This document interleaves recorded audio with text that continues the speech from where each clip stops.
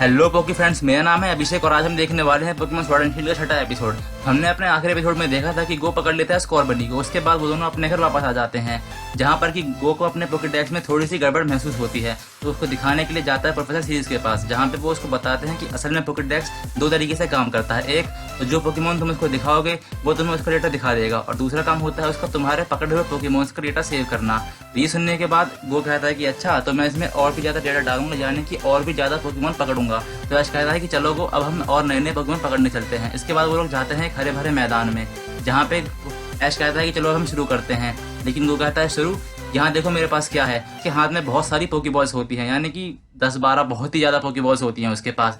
ये देख के ऐश की आंखें चमक उठती हैं। उसके बाद वो लोग छुपते हुए पोकेमॉन ढूंढना शुरू करते हैं एक झाड़ी के पीछे। उसके बाद उन्हें वहां से एक पेड़ पे एक पिगी दिखाई देता है, तो वो बिना किसी का इंतजार करे वहां से निकलता है और वहीं से एक पोकेबॉल उसके ऊपर फेंक देता है। पहले तो उसे मना करता है, लेकिन तब तक वो पोकेबॉल फेंक चुका होता है, जहाँ पे हम देख पाते हैं कि वो पोकेबॉल वहां से चूक जाती है और पेड़ की टहनी पे जा लगती है। फिर पीछे पीछे मुड़ता है और हवा में उड़ के उनके ऊपर गश अटैक कर देता है, और यहाँ पे हमारे हीरो स्टीम रॉकेट की तरह हवा में उड़ जाते हैं और क्रैश लैंडिंग करता है किसी और जगह पे, जहाँ पे ये लोग धूल में बिल्कुल लिपटे पड़े होते हैं। फिर स्कॉर्बनी खड़ा होता है क्योंकि उसको आवाज आती है एक और पोकेमॉन की। वो देखते हैं कि एक पेड़ के बिल्कुल टॉप पे एक पिजियोटो बैठा होता है। स्कॉर्बनी उसकी ओर दौड़ लगा देता है, उसके पीछे पीछे हमारे हीरोज भी दौड़ने लग जाते हैं, जहाँ पे हम देख पाते हैं कि जैसे ही वो वहाँ पे पहुँचते हैं तब तक वो पिजियोटो उड़ जाता है वहाँ से।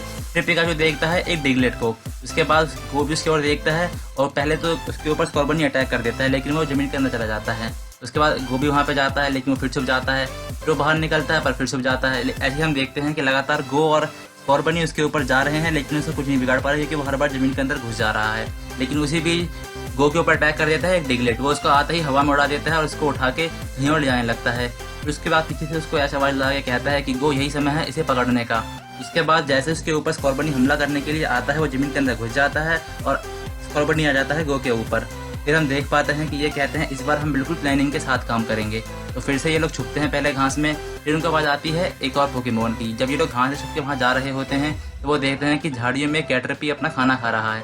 तो पहले तो स्कॉर्बनी उसके ऊपर डायरेक्ट अटैक करने की कोशिश करता है, फिर गो से पकड़ता है, पीछे खींचता है और कहता है कि इस बार हम बिल्कुल आहिस्ते आहिस्ते छुप के जाएंगे, इसके बाद उसे पकड़ेंगे। तो ये लोग फिर छुप के जाते हैं और जैसे ही वहाँ पहुँचते हैं गो उसके ऊपर पोकेबॉल फेंक देता है, और जैसे ही उसको पोकेबॉल पड़ती है वो पोकेबॉल के अंदर घुस जाता है। और इस बार हम देखते हैं कि उसका डेटा पोकेबॉल में ऐड हो चुका है, क्योंकि उसको पकड़ लिया गया है।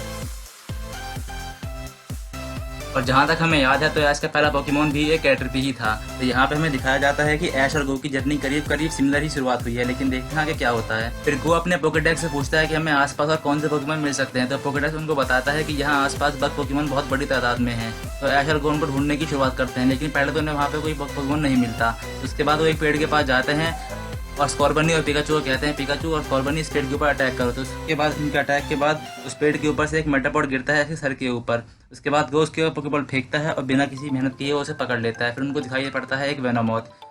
वो उसकी ओर भागता है, उसके ऊपर पोकेबॉल फेंकता है, उसे ये पकड़ लेता है। उसके बाद उसके एक पेड़ पे पैरासाइट और पैरासिट दोनों ही मिलते हैं। तो वो कहता है कि मेरे पास इतना समय नहीं है कि मैं इन्हें बारी बारी पकड़ूँ। वो दोनों पोकेबॉल एक बार ही फेंकता है और दोनों को एक साथ पकड़ लेता है। फिर उन्हें आसमान में उड़ती हुई एक बटरफ्लाई दिखाई पड़ती है। तो ऐसा वो उसका पीछा करते हैं। वो देखते हैं कि वो एक बहुत ही ऊंचे सुंदर से पेड़ के ऊपर जाके बैठ चुकी है। तो पहले वो उसके ऊपर पोकेबॉल फेंकता है, लेकिन वो पेड़ इतना ऊंचा होता है कि पोकेबॉल उससे पहुंच नहीं पाती। फिर ऐश कहता है कि वो तुम मेरे ऊपर से जाओ।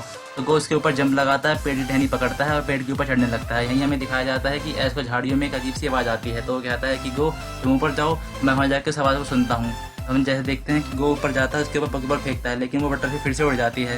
तो स्कॉर्बनी अपने पैरों से पोकेबॉल को मारता है और बटरफ्लाई को पकड़ लेता है। वहीं दूसरी ओर ऐश को मिलता है वहाँ पे एक पिंसर।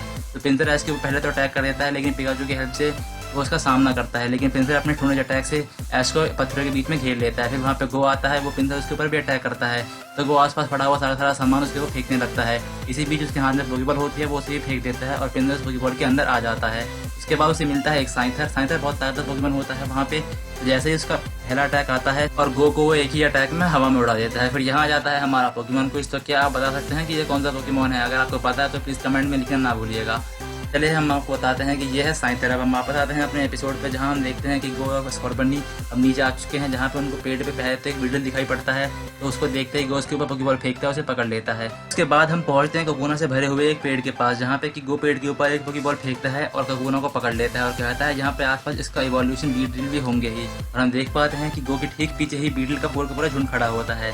गो जैसे ही उन्हें देखता है स्कॉर्बनी को अपने हाथ में लेता है और वहाँ से भागना शुरू कर देता है। रास्ते में उसको ऐश मिलता है और ऐश कहता है हे मैंने तुम्हें ढूंढ ही लिया, लेकिन उस तरफ उसके पीछे बीटल का पूरा झुंड होता है। तो वो ऐश के लिए नहीं रुकता और वहाँ से भाग जाता है। जैसे ही ऐश उनको देखता है कि उसके पीछे बीटल का झुंड आ रहा है, वो भी वहाँ तेजी से भागने लगता है। यहाँ पे ये गो और ऐश दोनों साथ में भाग रहे होते हैं। तभी ऐश पिकाचू को बोलता है पिकाचू इलेक्ट्रोवेब। इलेक्ट्रोवेब में वहाँ के सारे बीटल फंस जाते हैं, लेकिन एक रह जाता है जिसको कि वो पोकेबॉल फेंक के पकड़ लेता है।